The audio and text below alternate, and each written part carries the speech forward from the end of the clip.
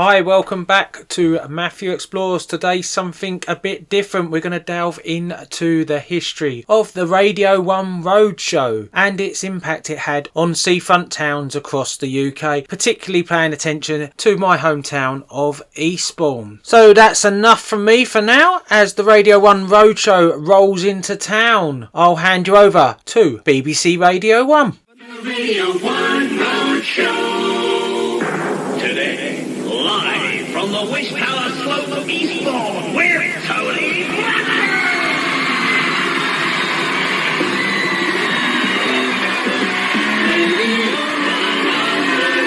I got a few of my friends here, and we're in Eastbourne. Hello, Eastbourne.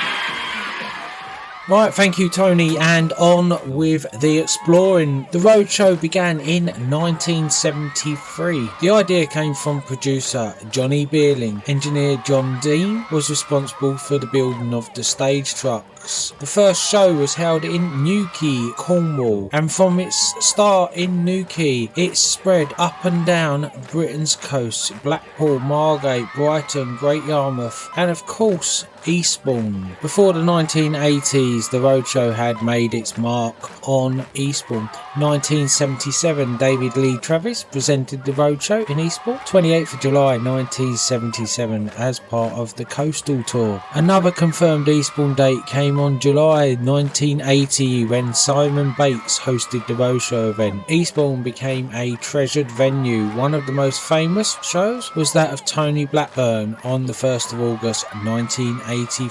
That's Galaxy. It's all fearing, of course, and everybody's laughing. Whoopee! It's the happy, happy sound of Radio 1. Let me just tell you a little bit more about where we are. We're at the bottom of a grassy hill at the centre of the prom, and at the top of the Wish Tower slope in the Martello Tower, now converted into a Napoleonic museum. We keep quite a lot of our Radio 1 disc jockeys in there, actually, and we charge very little admission to see them. Martello Tower are circular forts built in their hundreds along the south and east coast as a defence against Napoleon's invasion between 1804 and 1812. You learn something every day here, don't you? The sea is on our left. If you're at home, just have a look to your left there. You can see the sea there. You can go and have a paddle during the next record if you like. And the prom is called the Grand Parade. It's on our right, stretching way behind us towards a real 19th century bandstand. And they hold all sorts of events there. In fact, when I booked in at our hotel, there was an old-time music hall going on, which Dave Price, our producer, was actually taking part in as well. He did rather well. And also, all the hotels here have hot and cold running chambermaids, and it really is a delightful place to spend your holiday. Right now, let's have a little bit more music, shall we? This comes from Kajidugu and Too Shy. If only you could be here, because what I'm going to do for our audience here, I'm going to mime to this one for them. They'll enjoy that. 1992, the Roadshow set up on the Wish Tower slopes once again in Eastbourne. Mark Goodier was the host, and the once popular Philip Schofield joined in. That same show featured guest musical artists East 17, Oceanic and Jimmy Nail. Pop acts made appearances in various years, and one standout performance was Jason Donovan, which packed the Western Lawns. Down the road there, they were sort of having a bit of a swing, so maybe, I don't know. And how about if we could persuade you perhaps to do a little bit of singing as well? Yeah, I think so. Okay, 3, 2, 1, listen, Jason Donovan!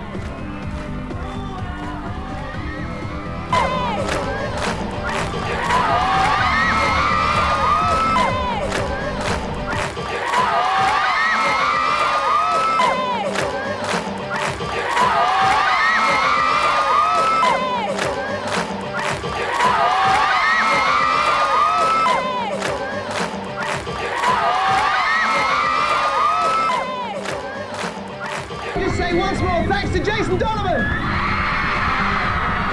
Thank you, Eastbourne. See you tomorrow. Bye-bye. 1995, PJ and Duncan, later known as Ant and Dec, were photographed backstage at Eastbourne as part of the Roadshow tour. The Roadshow wasn't just entertainment, it had a real impact. When Radio 1 came to Eastbourne, hotels filled, shops and cafes thrived, and the town became nationally visible for the day. And this wasn't just limited to Eastbourne. Seaside towns from Scarborough to Torquay to Weston-super-Mare got the same boost that day where they was famous on the radio. Games like Smiley Miley's mileage game, giveaways and onstage fun turned seafronts into festive spaces. Eastbourne's promenade, like many others, became a community playground of music and memories. So when you walk Eastbourne's seafront today, imagine it buzzing with thousands of people, DJs on stage, pop stars performing, laughter in the air, and the whole country tuned in. That was the magic of the Radio 1 Roadshow. While it touched seaside towns all over Britain, Eastbourne was and still is one of its brightest stars.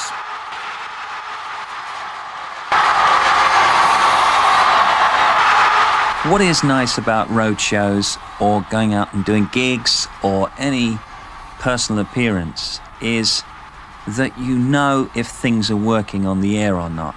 You can see the response to what you're doing on the air, and when you go out, you're confronted by the listener right in front of you.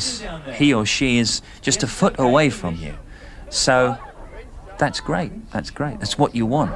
It's how you really find out. It's the ultimate research. So that's the problem. Here we go. Excuse me. Here, what's your problem? Stop doing that. Simon always says you could stick a twig up there and get the twig to put on the headphones and do the roadshow. It isn't the personality that they flock to. It's the fact that it's the Radio 1 Roadshow and it's legendary. If you enjoyed this journey back in time, like, hit subscribe to Matthew Explores and leave your own roadshow memories in the comments. I might feature them next time. But until then, keep exploring, pop pickers, and we'll see you next time in the next adventure.